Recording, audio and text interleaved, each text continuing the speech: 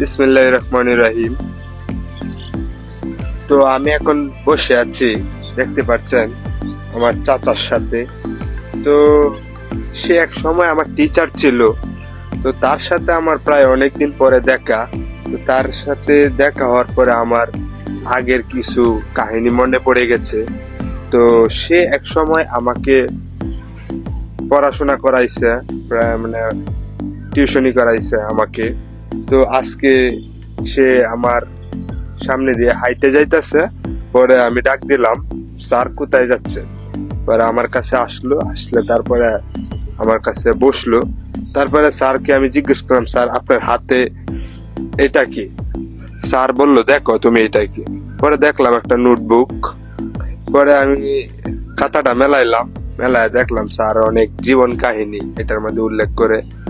তো আমি একটা জিনিস অবাক হয়ে গেলাম, তার বয়স 80-র মতো হয়ে গেছে প্রায়।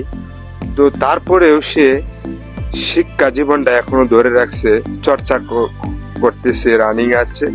তো স্যারকে বললাম, স্যার আমি, আপনি অনুমতি দিলে আমি পড়তে পারি? হ্যাঁ বলছে, হ্যাঁ তুমি পড়তে পারো, সমস্যা নেই। তো আমি দেখলাম। তো পরে স্যারের সাথে কিছু গল্প করলাম। তো স্যার, এখন আমি স্যারকে কিছু প্রশ্ন করব, আপনারা শুনে।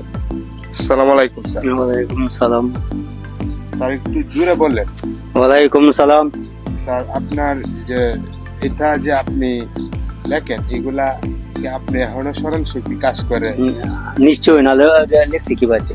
এই যে আমার তো আর কেউ কইও দিও না কিছু, নিজে মন থেকেই করছি। ঠিক আছে স্যার। তো আমি আচ্ছা। একটা বিষয়টা যে আপনি এখন পর্যন্ত যে এগুলা আপনি অনুসরণ করে যাচ্ছেন, আমি অনেক খুশি, অনেক গর্বিত, বা আচ্ছা। অবাক হওয়ার বিষয় যে আপনার বয়সে এখন পর্যন্ত আপনি সেটা চর্চা করে যাচ্ছেন।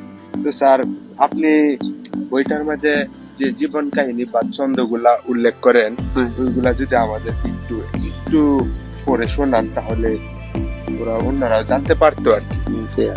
তো একটু শোনাবেন? নিশ্চয়ই শোনাবো। আইসি। একটু বলেন।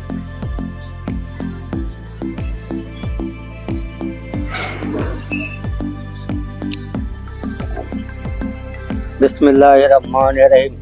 আমি গোলাম তোমারে পড়ুয়ার, গোলাম করো, গোলাম করে রেখো আমারে, কোন কবু বিক্রি আমায় দুনিয়া মানুষের দ্বারে।